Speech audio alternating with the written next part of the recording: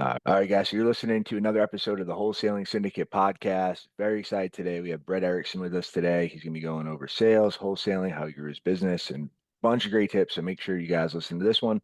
Brett, thank you so much for joining us today, man. Hey man, I appreciate you having me. Good to see you.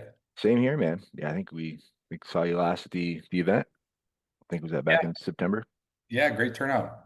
Thanks, man. Yeah, it was a lot of fun. I appreciate making the trip out, and yeah, it's always cool getting to meet face to face. I, Yeah. I think we saw you another one too, but yeah, I think that was after we started talking more and stuff. Yeah. But awesome, man. But yeah, so real quick, you want to give us a quick introduction on who you are, who Brett Erickson is, what your business looks like, and how you got into it. Yes. And I feel like this part I can talk, like I'll go deep and talk forever. So hopefully I don't spend too much time in it. But I grew up super small town, like quite literally in the middle of nowhere. So like small town Minnesota. If you open the front doors to my high school, it's like you open them to a cornfield, like no lie. It's like parking lot cornfield. So I grew up quite literally in the middle of nowhere. Real estate, sales, that was like nothing in my vocabulary. Like the type of work we did over there was most people farm, maybe a teacher. Like there's not much for jobs over there. So the goal was always like make enough to be able to drink on the weekends. And if you could do that, like that was like the life there, right? Hmm. And so I very quickly learned like I wanted more than that, right? Like I always kind of had that little entrepreneurial bone, like started that like the lawn mowing business in high school, always never really wanted to work the 9 to 5. And from there, tried the college thing, didn't quite work out.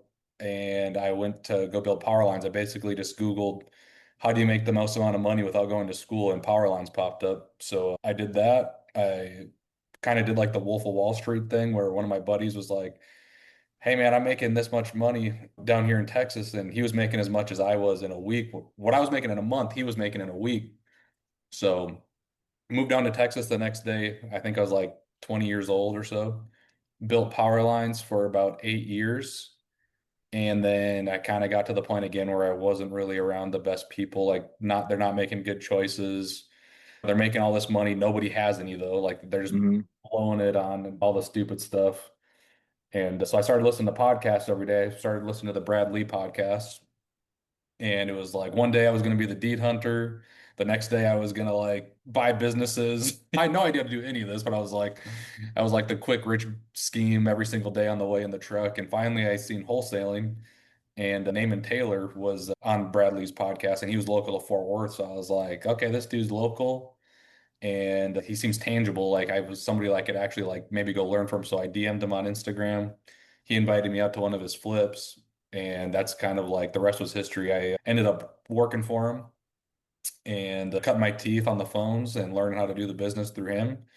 And then ended up kind of starting my own thing here just recently, the last year. So I love it, man.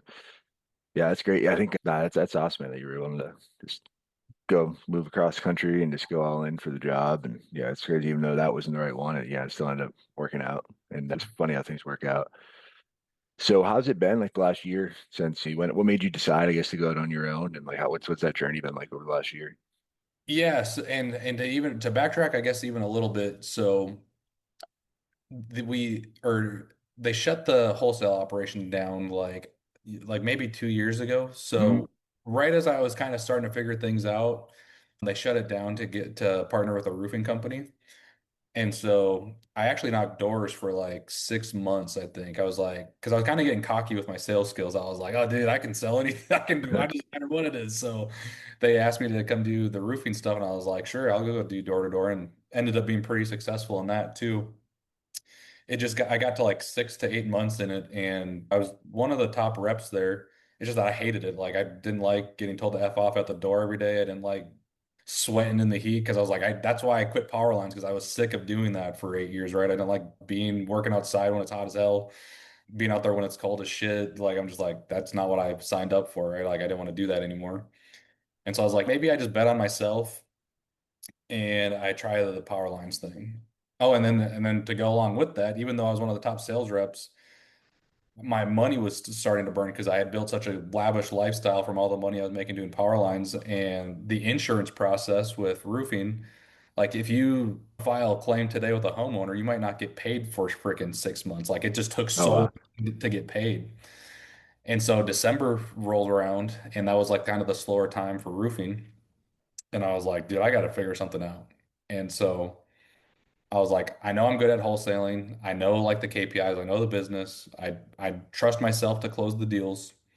And so I maxed out two credit cards. One was to buy one course, and I prepaid some of my rent on there. I think I prepaid like 3 months worth of rent because I know that like that's the conversion cycle, right? To Hmm. for a deal to close.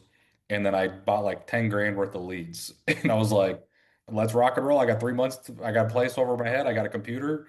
And the deal started closing and I started building momentum. So I think like in April or May of last year, that's when I went full time. Hmm. And I had my first, I went from literally maxing out my credit card in December to my first $100,000 month in May. So the things like freaking picked up real quick. So the momentum built and I just took off with it. So Yeah, I last love that. last year was crazy. Yeah, no, that's great, man. No, it's definitely a hell of a story for sure. When did so like when how after you maxed everything out and you're like, fuck, this is it. Like, what was that next day? Like, how long did it take to get on, like, to get your first deal and get paid? So I maxed everything out. I would say like I think it was literally almost like 40 days. So I got Hmm. the like leads started coming in. I actually one of the guys from roofing, he brought me a deal too, where he was like, "Hey, the homeowner, the house is in shit condition and they don't have any money to do the roof." So I just asked them if they wanted to sell it. So he's like, "You want to come visit the property with me?" And so I was like, "Sure, let's do it." So that one closed. It was like an $18,000 deal. I had one under contract too from a PPL. That one closed. And then once I had those first two, I was like, okay, now we're cooking, right? And so then I started dumping more and more into marketing. But I would say that from maxing out the credit cards to the first close was probably like 45 days or so. So I mean, it all happened pretty quick. Nice. No, that's good. Yeah, I feel like it's a big bet for sure. Like, was there any like mental gymnastics or games going on with like, Oh, were you like, fuck, did yeah. I do the right thing? And for anybody that knows me and they watch us, they know like I'm an emotional person. So like one day I'll be all the way through the next Hmm. day. Like, because and that's what sales is too. Like it's very hard. Like that's the hardest part is just like that's why KPIs are so important. Because if you're not looking at that, like you're just like, dude, why haven't I got a deal? And then you realize I only made 10 calls last week and I didn't get very many leads. And you're like, you're not actually bad at sales. You just haven't put the work in and or called enough leads yet. But it was definitely tough to begin with. Right away, I was just like, holy shit, what am I doing? Right? Like I could go back to power lines at any day and I was making $20,000 a month building power lines. And so I was just like, dude, like, why are you doing that to yourself? And I'm just like, because I don't freaking want to live that life anymore. Like I know I can do something else. But it was tough for that first 3 months was definitely scary. And until that first deal closed, and I was like, okay, well maybe we got some traction. But yeah, the to actually let go and do it was pretty scary to actually be like, okay, here we go. We're just gonna freaking go all in. Yeah, 100%. No, I think that's one of the hardest parts, like everybody else, especially if you can easily make money doing something else, or there's like there's everybody voices in your ear being like, hey, why don't you do this or do that? Or like, why are you doing this? And I feel like it's always the toughest part, like that beginning part, just starting and like getting over that hump. And like it's almost like I feel like the universe almost like tests you to like see if like how bad you really want it.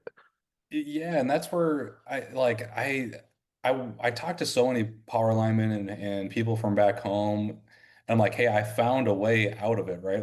And I'm like, I was not supposed to graduate high school. Like I've like nobody thought I would graduate high school, and I was like, I was never the smartest kid, but I always worked really hard, and I had a lot of passion, right?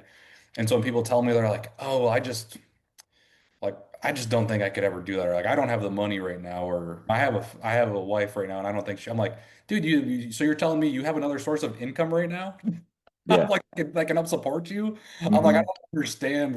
Like I'm like I moved down here, no family, no other type of support. I'm like I just betted on myself with no money, like quite literally a credit line. I'm like if I can do it, like literally have no excuse to not try this. Yeah. 100%. No, I think that was probably one of the best things I did. It took me longer than I wanted to, but moving across the country and like just starting over and like getting outside of my comfort zone and just going to a whole new place, not knowing anyone, it definitely forces you to grow. And I know it was a huge pivotal moment for me too. Yeah. Where are you originally from? Right outside of Boston. Oh, okay. I guess I didn't even know.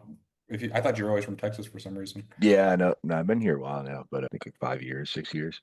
But yeah, I moved down here when I was 27, 28, and so yeah, about 6 years.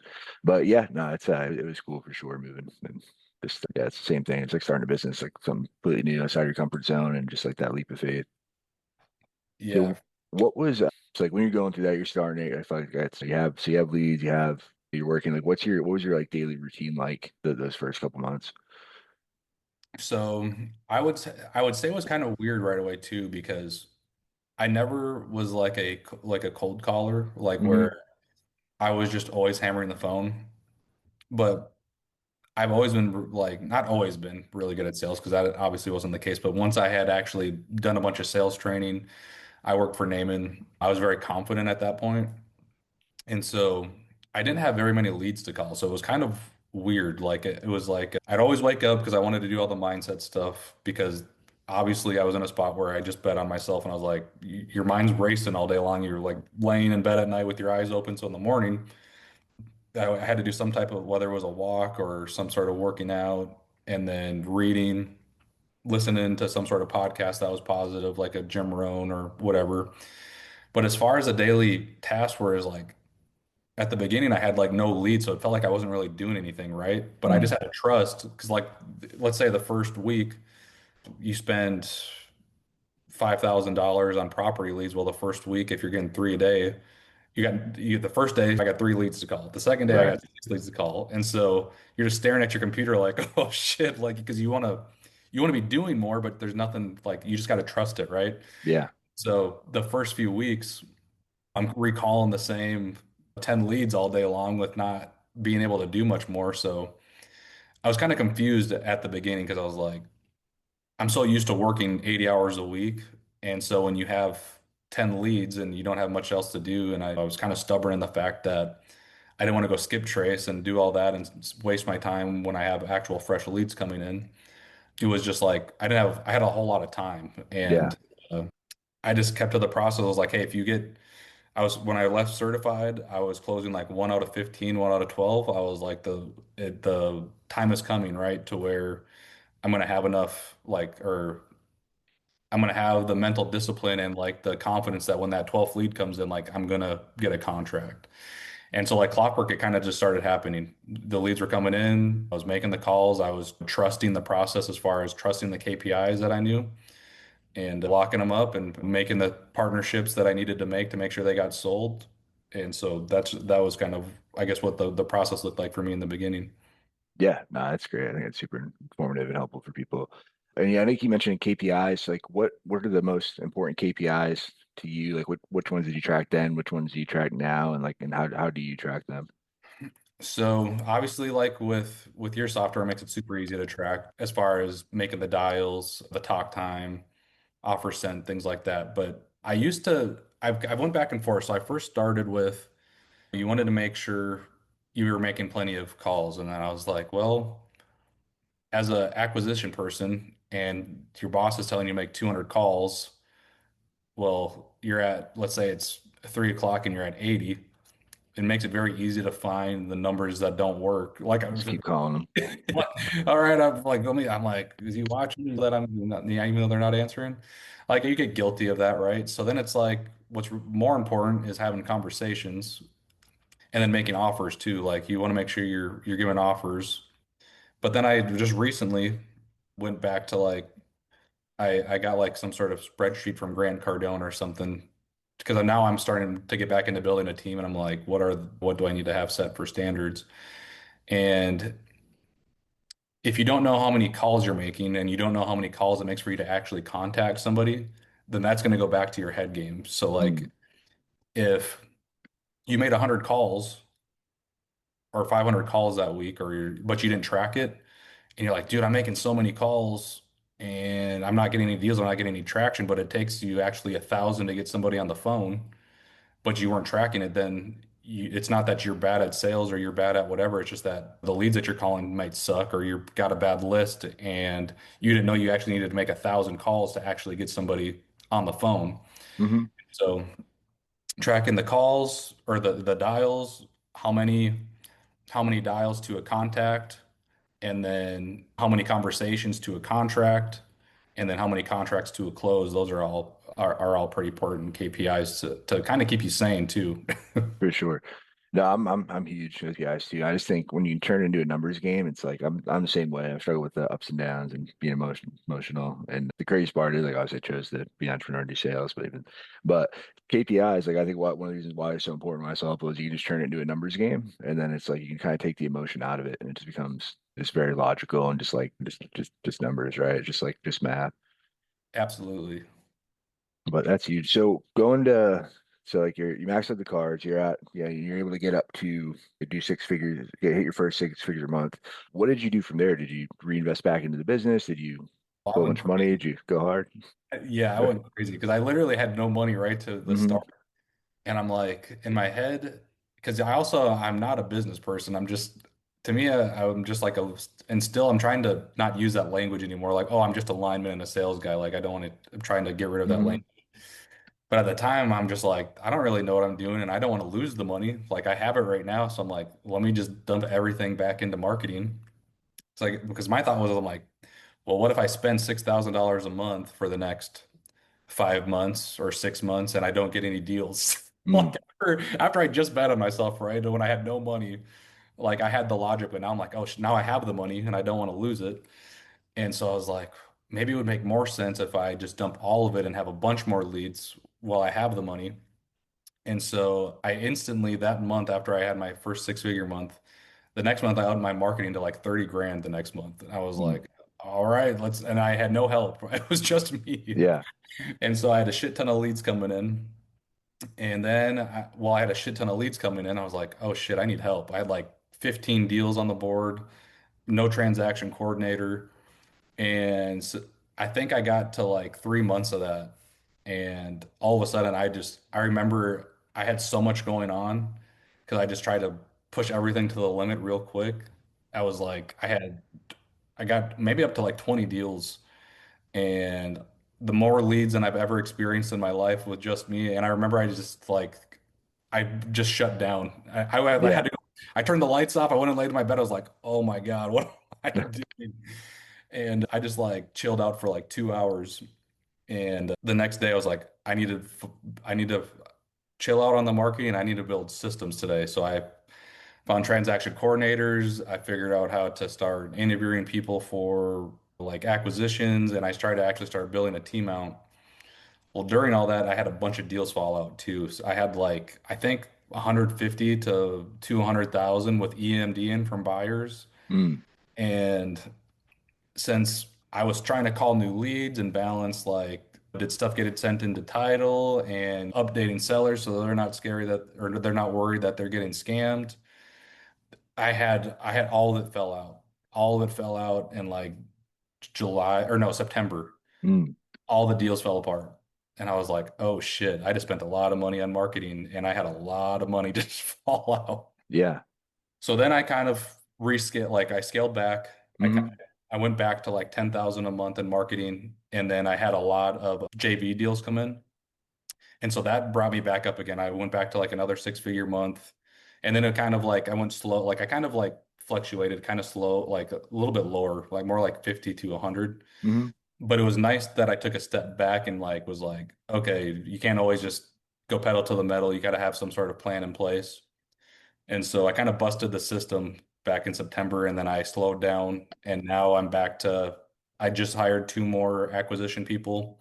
I got TC in place. I got a bunch of systems and automations built out through your CRM, which has really saved me. I wish I would have had that more built out, like knew what I wanted, I guess. More probably is what I'm trying to say. Hmm. Like to where that 7 day blow up and everything like that was more built out before I sent in all those leads. But now I got the systems in place. I got callers in place, dispos built out with Crump, and I'm ready to dial it back in again, like really crank marketing with my acquisition agents. No, I love that, man. It's awesome. Yeah, because I think you originally signed up back in I think June of last year. It looks like end of June. Yeah. And then yeah, I think yeah, no, so I think one of the things about custom is that we're able to tweak and do cool new things. But yeah, I think I like how aggressive we were hitting the people and with how the 7 days, the 7 day blow up, is that still kind of your go to? What is your what are you doing differently, I guess, now with Investor Plug than you were then? So it's still the 7 day blow up, but I have it set up a little bit less aggressive. Like Hmm. it's not quite every hour. Now it's every 4 hours. And then from there, I was having it just go like as soon as that would end, I was just putting them into a 30-day follow-up, which wasn't enough. Like every 30 Mm. days wasn't enough after the seven because I was finding it, it was awesome because I was like, oh hell yeah, somebody's responded to the 30-day. Hmm. But when I called them, they're like, oh yeah, it's under contract. Or oh, Mm. so it was working in the sense that it was resurfacing them. It was just catching them too late. Yeah. So I went from 7 day to like a 12 weeks of hell, which Hmm. which is twice a week for 12 weeks. And then after the Nice. 12 weeks, it's going to 30-day. And I just started that like a month ago. So that's the automations have been awesome, dude. Like I was showing Chris the other day, and he's just like, dude, that's fantastic. Because especially when I didn't have any help, I Hmm. wish I would have had that back in like May and June when I really cranked it and I had a bunch of leads coming in. I wish I would have set that earlier. Yeah. But no, it's been saving me a ton right now, having those automations in place. No, that's awesome. Yeah, I think once you get dialed in, it's just so powerful. And just feel like my least favorite thing that ever happened is call someone like, oh, I just went under contract with someone else. Or like, oh, I just missed them. Like, motherfucker, dude. Like, fuck. But like when you have the automations hitting them for you, it's like, oh, nice. Like it's just another way to stay top of mind for sure. Yep. But awesome, man. So explain how. So I know you said Chris is doing dispositions and you're focused on acquisition. How does that partnership work? How does that? And I know you guys have profit partners, which we'll get into after. But how does so are you just focused on acquisitions, or like what is like your main focus? Yep, I have structured because I like to do what I enjoy, and I enjoy Hmm. calling people. Like if I could figure out how to literally just do that all day long, which I'm getting closer to that, and it's kind of how I am right now. But I just like to talk to sellers. I like to have my assistant handle paperwork, and she's been really good at helping with any small tweaks to automations or giving sellers updates. And then yeah, Chris handles anything buyer related. So he's got the form that I fill out. So as soon as I get something under contract, I send it to like Dispo new lead, which sends an internal notification and investor plug to Jen, who's my Hmm. assistant, to send the form to Chris. And then Chris takes over from there. So like it's like really I just have to I rely heavily on investor plug to basically have everything in sync to where like, hey, I just got a contract. Cool. Now I'm done with it. Now I call another seller. So Nice. That's you. Did you do that the whole time? Like when you first went out on your own, were you already doing the like splitting the acquisitions and dispositions? yeah, yeah, I've been doing that ever since since I started my company, really, just because that's all I knew. Hmm. And that's something that I think has contributed to my success too, is I think so many people like they're like, well, if I just knew what contract to use, I would start tomorrow. Or if I just knew like where to find a buyer, I would start tomorrow. Or if I just knew this, I would start tomorrow. Hmm. And so my advice has always been, and because I mean, obviously I can only speak what worked for me, is I got really good at sales and then I partnered for everything else. Whether it was like some people like, oh, if I just knew how to build a CRM, I would start tomorrow. It's like, well, I didn't know how to market, so I found somebody to do the marketing for me. I didn't know how to dispo, so I found somebody to do the dispo. I don't know how to run a CRM, so I find you guys. And so I got really good at one thing, and then I just pass everything else off. And I feel like that has contributed to me being successful so quick.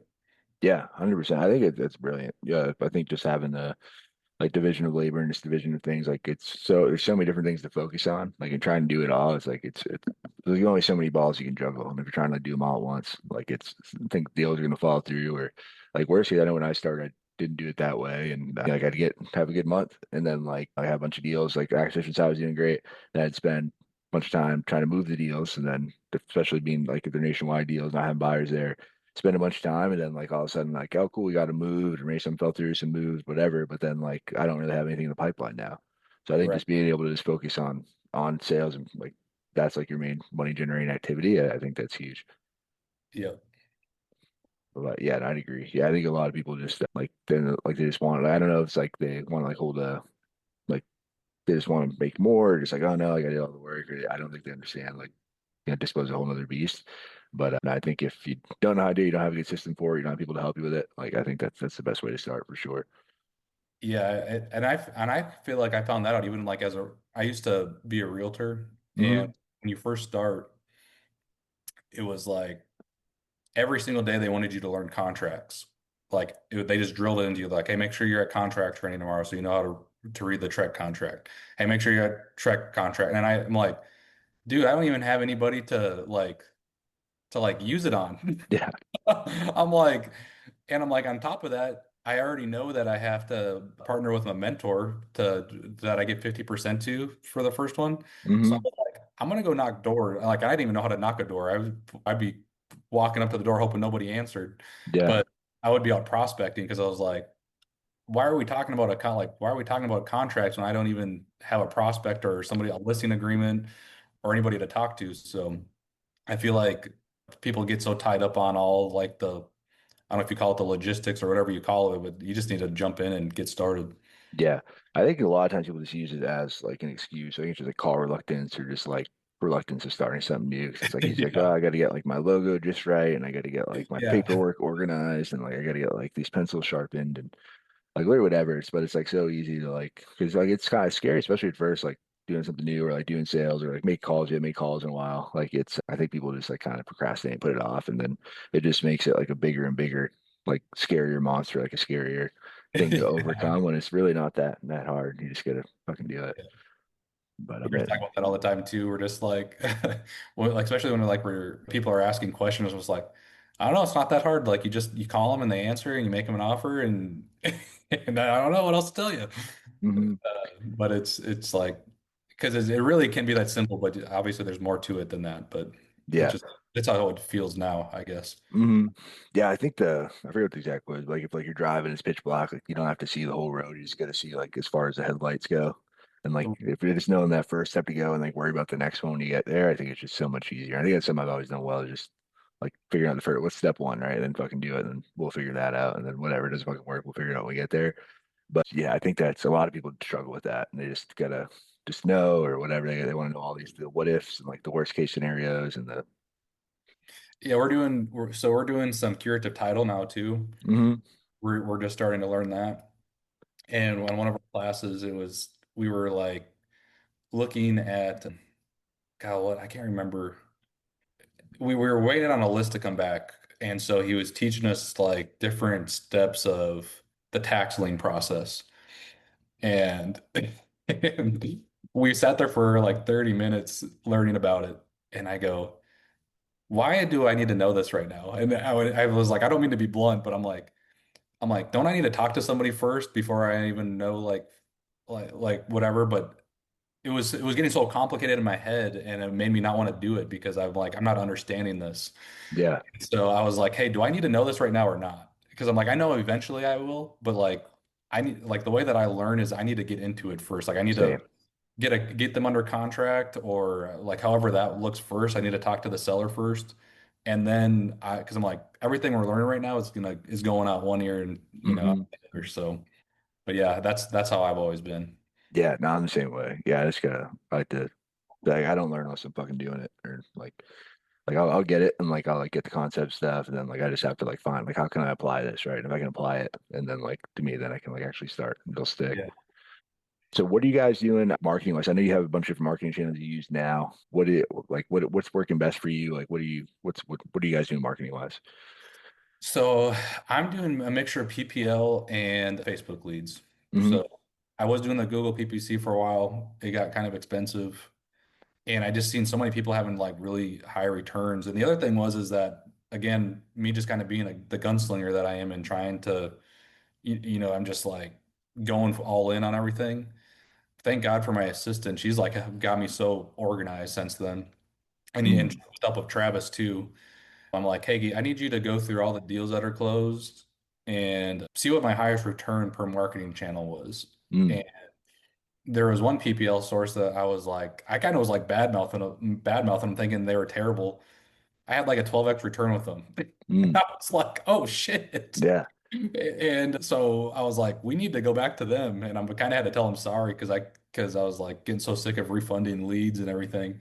Hmm. It turned out that they had my highest return, so I'm using them again, and they've been great. So Which one is it? property leads, Okay, yeah. I've been yes, hearing great things. I haven't tried them yet personally, but yeah, I keep hearing good things. Dude, been crushing it with them. Like, been doing awesome. And then recently, I just started doing the Facebook, so I don't have enough data yet to Hmm. really say, but that's what I've been using lately. For sure. And then with Google, because I've heard other people say something similar. Is it more just like do you feel like the quality of the leads went down, or was it like just the cost was just too high, or just wasn't worth it? It was a little bit of both, Hmm. and I don't know if it was just it got to a bad time of the year, It and can be for sure.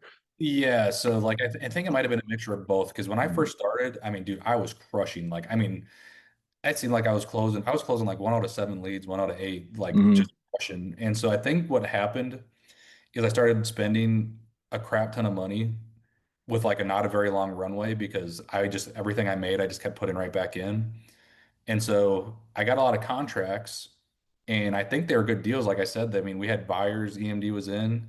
It was just that I lost track of sellers, like title issues that maybe could have been handled earlier on if I would have had a transaction coordinator. Hmm. Deals just fell apart. And so when I was running myself so thin on money and then got to a time of the year where I talked to a lot of people that people seemed like they were dropping like flies from wholesaling. Like it's Hmm.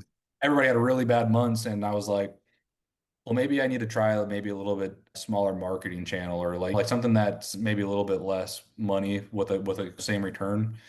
And that's when I kind of pivoted and was like, all right, I'm kind of made a little bit of a brand, I guess, through podcasts and stuff like that. So Hmm. people were trusting me with their leads and I was able to get good returns for them. So that helped in a mixture of sprinkling in some PPL on top of it. And then seeing a lot of people having success with Facebook. So I was like, let me try that too. Nice. No, that's killer. Yeah, I think just being able to adapt and like no, I think like I said, going back to KPIs, like knowing like what marketing channels working best is just huge. Yeah. But yeah, 100%. I think any like a lot of especially like Google particularly, I think it's harder at the end of the year. You got like Black Friday, and then you got like literally all these giant companies. So you're just compete with everybody for ad space and eyeballs. Like a lot of people are just throwing money away just so they don't have to pay the IRS, and it's like everyone's trying to hit their quarter goals.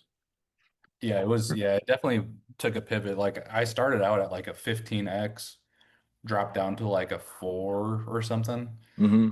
And which from what I hear, like if you're like between a 4 to a 6, like should be all right. It's just that I just seen so many people doing like 10 and 12. And then when I got my KPIs back from the marketing channel and I've seen I was doing 12 with property leads, I was like, yeah, I might need to pivot. Like the numbers are the numbers. Hmm. For sure. Yeah, I think it just goes back. You just make it a math problem, right? Like if you're gonna small backs, I'd run it up as high as you can before even looking at something else. Or obviously do other ones. You don't put all your eggs in one basket, but yeah, wherever you're getting the biggest return from, yeah, just Right. keep doing that. But awesome, man. So what are you guys doing now with profit partners? Yeah, Profit Partners has been pretty cool. It kind of just started because like both me and Chris always have like a ton of people. Well, I'm not gonna act like I have thousands of people, but it was enough to where it got like inconvenient to have to respond to everybody. Hmm. Like, and then what was even more inconvenient than that was all the people that wanted help, but then the second you like pour into them all this information, they're just like, oh well, that was cool, and then don't do nothing with it. Yeah, it's fucking worse. Drives me insane. Hmm. So we were like, let's start a place where we always like to call ourselves the good guys. Like, hey, we really do mean well, and we really do want to see people succeed. And so we're like, hey, let's create something at a very, very minimal. Like, we almost even felt guilty at the beginning trying to pay something or charge something for it, but it was like when something's free, like you just don't care as much. And so Yeah. we didn't want to attract those kind of people. Like, we wanted some sort of skin to where it was like, well, I mean, I am paying for it. Like at least Hmm. something to where it was you show up and you're like you want to learn. Like it showed that hey, these people were willing to pay something to show up and learn from us. And I'm like, those are the type of people that I want to help. And so we do, and then we have both expertises, right? Like it's not just like a one person knows all. It's like Chris is absolutely all the way dialed in on dispo. Like he's like when you go to a restaurant and they have everything Hmm. and everything's just kind of mediocre. It's like we Yeah. have actual two specialists, right? And so I'm really good at acquisitions and sales. And so I lead the call one day a month or one week. We do 4 calls. And then Chris will do a dispo call one time a month. And then on the third week, we will bring in an expert marketer. So like we'll find somebody that excels at Facebook or somebody that excels at Google, or I think I'm gonna try and get Travis on Hmm. because he's really good with like getting like the organic like off of face or by posting. Hmm. So we try to bring somebody in for that. And then the last call will be like an accountability, like, hey, y'all are in the group. We literally are giving you every aspect of the business, right? We got the acquisition, we got the dispo, and we got marketing, like the three main things that you need until you get to like maybe some operation type stuff, which we still help with that. But we got you literally every aspect of the business to where you can start doing it on your own. Like the last call is like, hey, are you doing it? Are you do applying the things that we're telling you to do? Mm. That's what we got rocking with that. And it's I love it. Like I love seeing everybody on Wednesdays, seeing like what they got going on in their business and how they're improving. So I'm freaking loving it. That's awesome. Where do you guys host it, or how do people like join or find out about it? So you can, it's in the school group, Hmm. or just follow me on Instagram, obviously, like DM me, I'll shoot you the link. But yeah, we host it through school. Awesome. And they just type in profit partners. Fine. Well, on school, yeah, just Hmm. type in partners. If you're finding me on Instagram, which is probably gonna be the easiest way, Brett underscore Erickson, Hmm. just DM me and I'll get you in there. Perfect. No, that's great. And then, so you said you hired an assistant. How long ago did you hire the assistant? And you said it's been really helpful. Oh my God, yeah. So I hired her. I hired one probably back in May. She didn't work out, but then somebody that I had met with through like just real estate events there, I think I made a post or I can't really remember why she reached out to me or why I reached out to her, but either way, she's like, "Hey, I've trained this girl for like 3 years, but I just like I'm not really doing the real estate as much or." For whatever reason, she didn't need her anymore. And she's like, I don't think she's working for anybody yet. And I'm like, yeah, let me talk to her. And she has been a freaking beast, dude. Like she is my Swiss Army knife right now. Like as far as like if I need automations done, she edits Facebook reels for me. Like she's scheduling all my appointments. Like she does all kinds of stuff for me. So I freaking shout out Jen. She's awesome. Nice. That's awesome. Yeah. And I had Travis on recently. And then the last time I saw him too at like at RJ's event, we were talking about, he's telling me about how great his assistants are and like need to get one. So I've been slacking. So it's something I need to do Yeah. is hire one. What did you, how did you like get her up to speed or like what was like, how did you get her to be like, know what you're doing and become, how did you build a good working relationship with her, I guess? Yeah, so at the beginning it was always like we met every single day. Like Mm. I don't know how long, but for the longest time we were meeting every day and then we recorded everything because I just kind of took Travis's way. He's like loom everything. He's just like Mm. you loom everything, then that way after that she's up to speed and if she has to refer to anything, like it's just like check the loom videos, check the loom videos. So it was recording everything. And then I think the other thing where how we built a really good relationship was is like I know that I've never ran a business before, like, and so there's a lot of things that I don't know how to do. And so I will come at it from the perspective of like, hey, I don't have all the answers.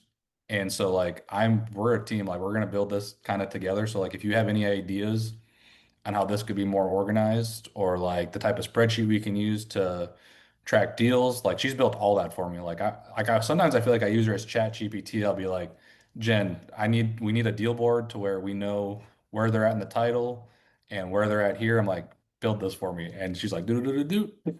And she's Nice. like, deal board. So she's been freaking badass. That's cool. Yeah, no, I think that's huge for sure. And then you said the acquisitions guys. Is there anybody else on your team, or like what else is like? So I mean, through Chris, we kind of like mutually use the same transaction coordinator, Hmm. and he's been a freaking beast too. Like absolute lifesaver. He knows subject to like freaking like if I have any subject to deal, I'll be like Johnson, like what do you think about this? And he can look at the mortgage company and be like, do not use them like that. The due on sale clause with them is like Hmm. super high. Like I would not even touch it Mm. like just by looking at the mortgage company. So yeah, he's crazy. He knows everything. Like he's got the paperwork dialed in. So he's been a lifesaver too. That's killer. So looking back, right, like it's been a year, right? It sounds it's been a wildly successful year and crazy long journey in like a short, relatively short period of time, right? You're the older we Mhm. get, faster it goes by. What would you do differently now if you go back then? And like is there anything you do differently? Is there anything that like you would have done sooner or I think that I wouldn't have pressed so hard in June. Like in hmm hindsight, like I thought I was doing the right thing because like I really wanted to push the momentum. Hmm. I didn't have a plan, which you don't know what you don't know. But looking back now, I think I would have not pressed quite as hard in like after that first 6-figure month. I mean, Hmm. it kind of worked. It's just that I overloaded myself without having the team in place. And I think one of my biggest worries was like I just want to make sure everybody like one thing I learned from my grandpa is you always pay people well. Like you just like you overpay them to a sense where like his thing was I used to pick rock for him Hmm. and he would pay me $20 an hour as like a 12-year-old and then we'd go eat some Burger King after. And I was like, Grandpa, you do not need to pay me $20 an hour. Like I don't mind coming out here helping you, whatever. And he's like, hey, I'm gonna call you tomorrow. I want you to come out. I want you to come back again tomorrow. So he's like, don't thank me too much because you're gonna be out here tomorrow. Yeah. And like my thought has always been like treat your people well and they'll treat you well. And so what I was nervous about was if I didn't have enough leads right away or enough things for them to call to where like, hey, maybe I don't have enough leads to where they can make like $10,000 a month or whatever it was on commission. Hmm. Like I don't want to start until I have that lead flow. Well, Right. what happened was is that I brought them into a freaking fire of Yeah. like nothing really dialed in for systems. It was like, hey, I have a shit ton of leads and I need to start calling right now. And Yeah. so it wasn't really as organized as it could be. So I think there's always going to be that gray area of like, hey, if you come on right now, like just know, which is what I did with my acquisitions now, because I'm Hmm. like re-getting everything started. I just had a really good expectation. And whether you have 1,000 leads or no leads, like before you start making some money, it might be 3 months to get the pipeline built up. So I tried to basically scare them out of working for me. I was like, hey, just know with this, because one of them's completely new. She had no idea. Like she's just like, hey, I just know I want to do sales. I'm hungry. I'm willing to learn. And I was like, just know you might not get paid for 3 months. Like Mm. we can do a base, but like as far as building your pipeline, by the time you get the hang of things, might take 30 to 45 days to learn how to run comps, to get comfortable on the phones. And it's going to be another 45 days for a cash conversion cycle. So I'm like, might be 3 months before you get paid. So after I do that and set expectations and they still want to work, I'm like, all right, let's rock and roll. So I let that hold me back, I think. Or I guess where I was going with that is that's what I would change is would have just like with I would have slowed down a little bit, not went quite pedal to the metal with the marketing and maybe dialed it back just a little bit to have better systems in place before I really freaking poured the gas on everything. Yeah, that makes sense. Or now, if someone's listening to this and they want to hey, I want to jump in. They have some money, whatever. Maybe they don't, but I want to do 6 figures a month. Like, what was it just you when you did you hit your first 6 figure month, or like what were It you was doing, and like what would you? Sorry, go it, ahead. it was just me calling, so it was Hmm. just me in the sense that it was like I didn't have an assistant yet. Hmm.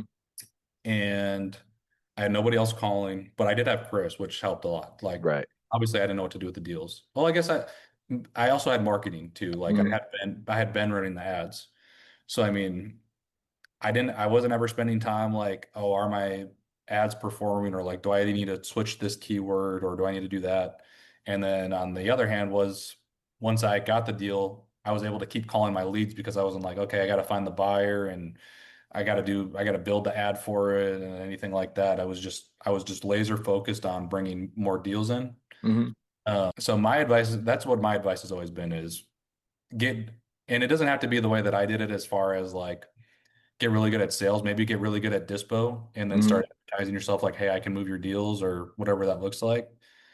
But I would say for me, because I'm biased towards acquisitions, would be if you got 10 grand in the bank right now, would be make sure your sales skills are really good. Make sure you have somebody that can move the deals and then just go crazy on calling. Like just jump in, use a PPL or a PPC or a Facebook or something like that. I don't really like the cold calling. Do some sort of PPL inbound and yeah, just believe in the KP, like believe in the numbers, know that the numbers don't lie. And that's what I would do to get to your first 6-figure month would be PPL, get really good at sales, and then build the team around you that can do the other stuff you're not good at. I love it. Nah, that's great advice for sure.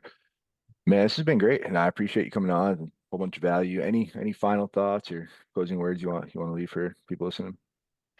If you're on the fence, just do it. Jump like it's never going to be the right time. Like if there's anything I can attest to, like why would have it been the right time for me to jump in when I had no money and max out my credit card? So like if you're on the fence about getting into wholesaling or sales or just whatever you're thinking about getting into, I would say just do it because you're if you don't, you're just never going to. There's Yeah, always gonna be an excuse. 100%. I can agree with that more. And then again, so it's Brett Erickson or just Brett underscore Erickson on Yep. Instagram. That's how Yep, people just find Brett it. underscore Erickson. Yep, you can find me there. Awesome. Yeah, definitely make sure to go give Brett a follow. And man, thanks again. We'll have to do this again. Yes, sir.